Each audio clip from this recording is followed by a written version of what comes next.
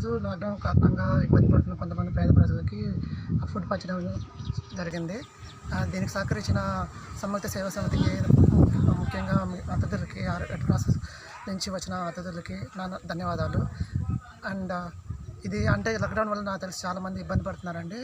ఇలా మా ఫ్రెండ్స్ కొంతమందితో కలిసి మేము ఏంటంటే ఇంతకుముందు నుంచి రెడ్ క్రాస్ సహాయంతో కానీ మిగతా ఏదైనా సహాయక కార్యక్రమాలు చేస్తూనే ఉన్నాము.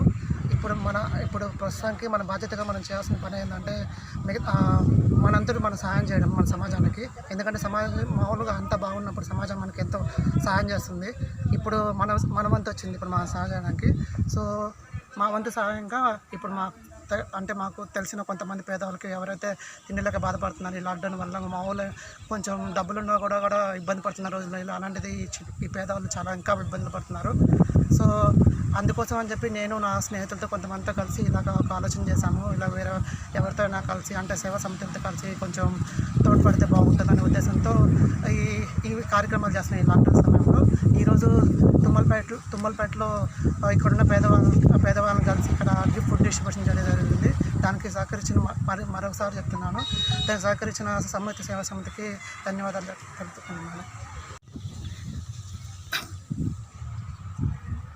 లాక్డౌన్ ప్రకటించినప్పటి నుంచి ఈరోజు వరకు ఉదయం, మధ్యాహ్నం, సాయంత్రం 3 పూట్ల సమాజ సేవలో తలమునకనైపోయిన సంయుక్త సేవా సంస్థ వ్యవస్థాపక అధ్యక్షుడు గంగరపట్నం సురేంద్రకి, అదేవిధంగా ఈ కార్యక్రమంలో రెగ్యులర్గా పాల్గొంటున్న హ్యాపీ సంస్థ గనిభాషకి, కుమ్మరకుంట అనిల్కి, ఈరోజు తుమ్మలపేట గిరిజన కాలనీ ప్రాంతంలో పేద ప్రజలకి ఆకలి తీర్చిన సోదరుడు కంచర్ల భరత్ కుమార్ గారికి, అదేవిధంగా ఆత్మకూరు వాసు గారికి, వంశీ గారికి, ఈ కార్యక్రమాలన్నీ సంయుక్త సేవా సంస్థ చేస్తున్న కార్యక్రమాలు చూసి ఇన్స్పైర్ అయ్యి సాఫ్ట్వేర్ ఉద్యోగి అతని మనసు చలించి పేద ప్రజలకు నా వంతు సాయం సమాజ సేవలో నేను కూడా ఉండాలన్న భాగస్వామ్యం కావాలనే మంచి ఉద్దేశంతో ఈరోజు ఈ కార్యక్రమం నిర్వహించడం నిజంగా కంచర్ల భరత్ కుమార్ని ఇండియన్ రెడ్ క్రాస్ సొసైటీ తరఫున మనస్ఫూర్తిగా అభినందిస్తూ ఉన్నా. అదేవిధంగా సంయుక్త సేవా సంస్థలో ద్వారా పంచడం చూసిన తర్వాత సంయుక్త సేవా సంస్థ తరఫున కూడా అభినందనలు తెలియజేస్తూ ఉన్నాం. చాలామంది యువత సాఫ్ట్వేర్ ఇంజనీర్లు అయితేనేమి, డబ్బు గల చాలామంది ఉన్నారు. వాళ్ళు కూడా స్పందించి ఈ లాక్డౌన్ కారణంగా ఎవరైతే కూలి పనులు చేసుకుంటూ రోజువారీ పనులు లేక ఇంటి పక్కనే ఉండి ఎవరిళ్ళలో వాళ్ళు ఉంటున్నారు, వాళ్ళందరికి కూడా మీ వంతు సహకారం అందించండి. సమాజ సేవలో మీరు కూడా పాల్గొనండి. మీ జీవితంలో విశిష్టమైన రోజు కానీ, పుట్టినరోజులు కానీ, పెళ్లి రోజులు కానీ, ఇంకే కార్యక్రమం అయినా సరే ఆ కార్యక్రమంలో భాగంగా సమాజ సేవలో మీరు కూడా అంకితమయ్యి వాళ్ళకి సేవ చేస్తే బాగుంటుందని, అదేవిధంగా సంయుక్త సేవా సంస్థకి ఆర్థికంగా చేయూతనివ్వండి. మీ ముందే మీరు చేసిన వితరణ ఆ పేద ప్రజలకు అందేటట్టు మేము చూస్తాము. లాక్డౌన్ ఎత్తేసే వరకు కూడా సంయుక్త సేవా సంస్థ తరఫున అనేక కార్యక్రమాలు జరుగుతూనే ఉంటాయి, నిరంతరం చేస్తూనే ఉంటారు.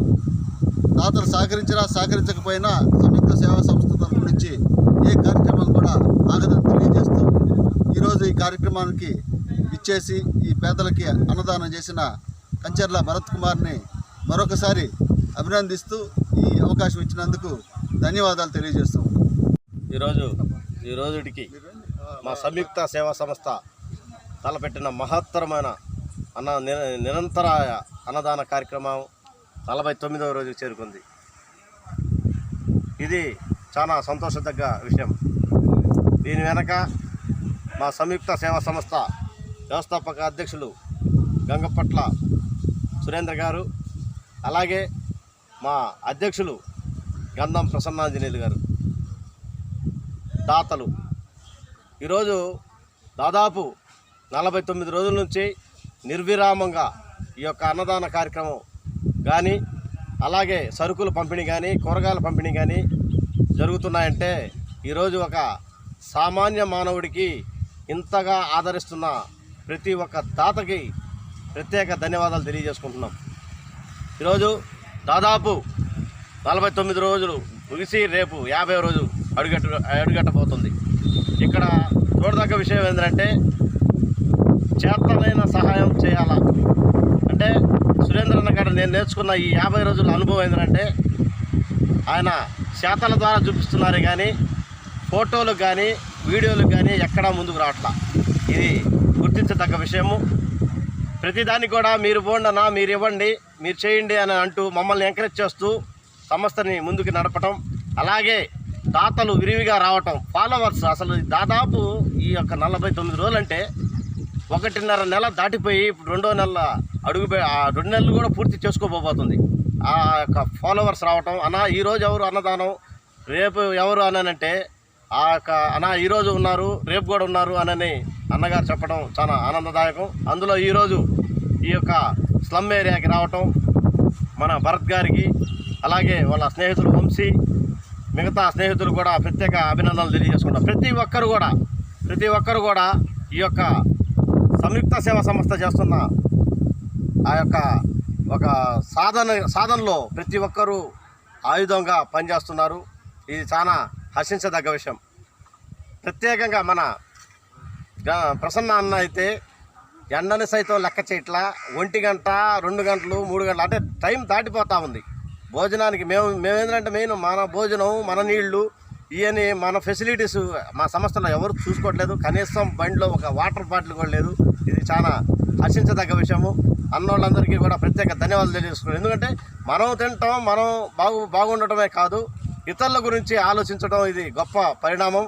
ప్రతి ఒక్కరు కూడా సంయుక్త సేవా సంస్థని సాధారణంగా ఆహ్వానించి ఇంకా ఈ లాక్డౌన్ కంప్లీట్ అయ్యేంత వరకు కూడా దాతలు విరివిగా రావాలని తెలియజేసుకుంటాం.